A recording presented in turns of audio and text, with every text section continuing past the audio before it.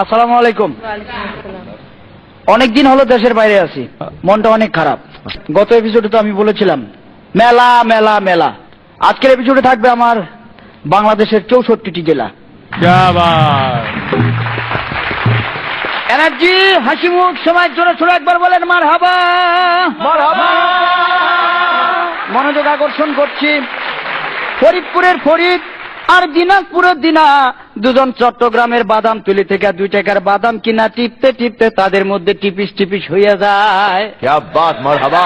এরা দুজন সিলেটের বিয়ানী বাজার গিয়া চিন্তা করে দুজনরে বিয়া করবে। এই বিয়া উপলক্ষে মৌলভী বাজারের মৌলভী, মুন্সিগঞ্জের মুন্সি আর মহিলাদের পক্ষ থেকে নোয়াখালীর বেগমগঞ্জের বেগম সাহেবেরা দাওয়াত করছে।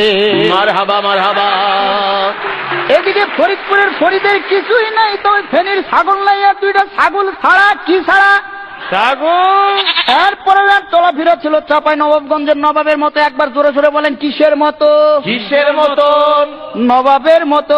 টাঙ্গাইল থেকে একখান তাঁতের শাড়ি, যশোর বেনাপোল থেকে বেনারসি, রংপুর থেকে রং আর আলতাদিকি থেকে আলতাইনা, দিনাজপুরের দিনারে বিয়া করে ফেলাইছে।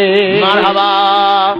এদিকে দিনার বাবা সিরাজগঞ্জের সিরাজ মিয়া ছিল মেলা টাকা পয়সার মালিক, কারণ রংপুরে ছিল তার রঙের ব্যবসা আর সুনামগঞ্জে ছিল তার বহুত সুনাম।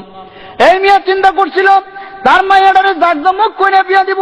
যেমন মাগুরা জেলা থেকে মাগুর মাছ, সাতক্ষীরা জেলা থেকে 7 মণ দুধ আইনা, কুড়িগ্রাম জেলা থেকে 20টা খাসি, গাইবান্ধা জেলা থেকে কমসে কম 1 ডজন গাই কিনা, বরিশাল থেকে বড়ি নাড়ু বানাইয়া, লালমনির হাট জেলা থেকে লাল রঙের বেনারসি কিনা, খুলনার বাগের হাটের বাগের মতো একটা পোলার লগে তার মাইয়ার বিয়া দেবে।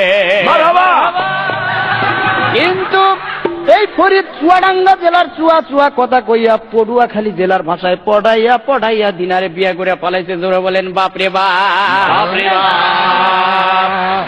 এদিকে মাইয়ার কপালে সুখ নাই, সিরাজ মিয়া পাবনায় গিয়া পড়লো ভাব নাই। নোয়াখালী আইসা চিন্তা করে খালি খালি কান্দে লাভ নাই, যাই ভোলা জেলায় গিয়া মনের দুঃখটা ভোলা যায় কিনা। ভোলা যাওয়ার পথে মাঝখানে বরিশালের ঝালু গাড়িতে এসে মনের ঝালটা আরো বেশি বাইরে গেছে। জোরে বলেন হায় রে হায়। এই কথা তো আর ঢাকা শহরে ঢাকা থাকলো না, খবরের কাগজ পত্র পত্রিকা সব জায়গায় ছাপা হয়ে গেল। এই খবর চলে গেল জামালপুরের জামালের কানে, জামালপুরের জামাল, মমিন সিংহের মমিন এবং মানিকগঞ্জের মানিকের মাধ্যমে এই খবরটা দিয়ে দিল গোপালগঞ্জের গোপালের কাছে। গোপালগঞ্জের গোপাল, নারায়ণগঞ্জের নারায়ণ, ব্রাহ্মণবাড়িয়ার ব্রাহ্মণ, শিবপুরের শিব, হরিপুরের হরি, মহাদেবপুরের মহাদেব, পাবনা রাধানগরের রাজা আর কৃষ্ণপুরের কৃষ্ণরে লইয়া হিন্দু ধর্মের প্রধান ঠাকুর গায়ে ঠাকুরের কাছে রওনা দিছে। জোরে বলো হরিবল। এই কয়জন হিন্দু মিল্লা কুমিল্লা জেলার 14 গ্রাম থানা থেকে আরো 14 জন হিন্দু সংগ্রহ করে একটা কমিটি গঠন করে বলে ঘটনাটা সবার মাঝে জানায় দাও। এই ঘটনা চলে গেল গাজীপুরের গাজী সাহেবের কাছে। তিনি বললেন আমি এখন ব্যস্ত আছি, আপনারা টাঙ্গাইলের মির্জাপুরের মির্জা সাহেবের কাছে যান। মির্জাপুরের মির্জা বললেন আমার ছোট ছেলে নরসিংদীর নরাদম শেরপুর থেকে 1 সের চিনি চুরি করে বগুড়া সারিয়াকান্দি থানায় আসামিদের মধ্যে সারিবদ্ধভাবে দাঁড়ায় রয়েছে, আপনারা আপাতত হাজীগঞ্জের হাজী সাহেবের কাছে যান। হাজীগঞ্জের হাজী সাহেব বললেন ফরিদ আর জিনাদের বিয়েটা করছে, এটা শরীয়তপুরের শরীয়ত মোতাবেক ঠিক আছে কিনা? যদি ঠিক না থাকে তাহলে মেহেরপুর থেকে মেহের আলীরে ডাইকা পাঠাও। কারে ডাইকা পাঠাবে? মেহের আলী। খাগড়াছড়িতে পাঠাই দাও। সেখান থেকে কমসে কম 5 থেকে 6টা ছড়ি আইনা ফরিদ নামের পোলাটারে সিলেট জেলার শায়েস্তাগঞ্জ নিয়ে ভালো করে শায়েস্তা করে নিয়ে আসো। জোরে বলেন বাবা বাবা। এরপর ফরিদপুরের ফরিদ বর্তমানে মেলা টাকা পয়সার মালিক। নীলপামারি থেকে নীল রঙের একটা সুতি পাঞ্জাবি কিনা, জয়পুরহাটের জয় নামের বান্ধবীর সাথে নিয়ে সৈয়দপুরের সৈয়দ আলীর মোড়ে চা খাইতে আসছে।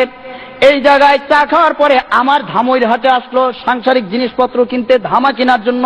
সেইখানে যখন ফরিদের সাথে আমার দেখা হলো, আমি প্রশ্ন করলাম ফরিদ কি খবর? তাৎক্ষণিকভাবে ফরিদ বিষণ্ণ মুখে আমাকে উত্তর দিল বউয়ের জ্বালাই ইচ্ছা করে গাড়ির নিচে মারি যা পাই, গাড়ির নিচে মারি যা, কান্দে বিয়া করলাম বাপরে বাপ, আরে কান্দে বিয়া করলাম বাপরে বাপ।